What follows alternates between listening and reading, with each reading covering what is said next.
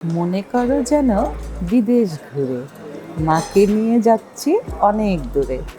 আসসালামু আলাইকুম বন্ধুরা, আজকে রবীন্দ্রনাথের এই কবিতাটাই আমার জীবনে সত্যি হয়ে গেল।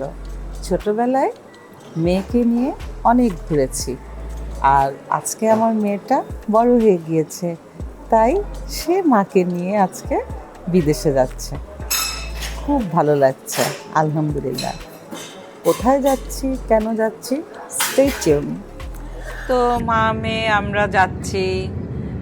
পাশের সিটে সবসময় জনি বসতো, মাঝখানে আমি উইন্ডো সিটে। যারা তো আজকে জনিকে খুবই মিস করতেছি। কি আর করা, ও তো আসতে পারলো না, তাই আমরা মা মেয়ে যাচ্ছি। তো চলে আসলাম আমরা মালয়েশিয়াতে। এইটা হচ্ছে মালয়েশিয়ান এয়ারপোর্ট, কুয়ালালামপুর এয়ারপোর্ট। এত সুন্দর এই জায়গাটা। তো নেমেই এইখানে আমরা একটু ভিডিও করলাম, ছবি তুললাম। খুবই ভালো লাগতেছিল এই জায়গাটা।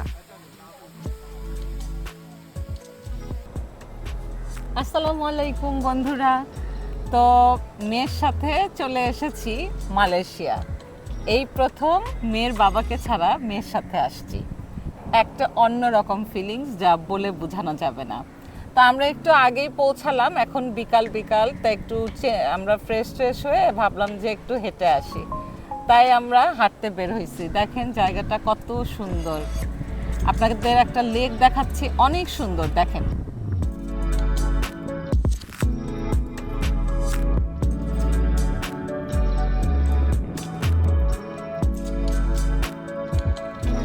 দেখেন এই লেকটাতে কত মাছ, হায় হায়, বড় বড় মাছ, কত রং বেরঙের মাছগুলো এখন উপরে চলে আসছে। তো জায়গা তোমার কেমন লাগতেছে যে তুমি যে মাম্মিকে নিয়ে আসলা? খুবই ভালো লাগছে। ছোটবেলায় তোমরা আমাকে নিয়ে ঘুরেছো, এখন আমি তোমাকে নিয়ে এসেছি, ভালোই লাগছে।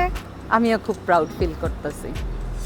লেকটা অনেক বড়, হাঁটতে হাঁটতে পা ব্যথা হয়ে গেছে, তাও আমরা হেঁটেই যাচ্ছি, আমরা হাঁটবই আজকে, তাই না যারা? লেকটা অনেক বড়, সবাই এখানে হাঁটতে বের হয়। তারপরে ওই যে দূরে একটা পার্ক দেখা যাচ্ছে। তো লেকের হাঁটতে হাঁটতে যারার বাসার পাশে একটা গ্রোসারি আছে, সেই সাথে একটা বেকারিও আছে। তো সেখানে আমি কিছু ফল, এখানে কাটা ফল ছিল, পেঁপে নিলাম, তারপরে চিজ বান নিলাম, যে পরের দিন সকালে আমাদের নাস্তা খাওয়ার জন্য। বিস্কিট নিলাম, বাটার বিস্কিট, চা খাওয়ার জন্য, যে আমি একটু চা দিয়ে বিস্কিট খাই।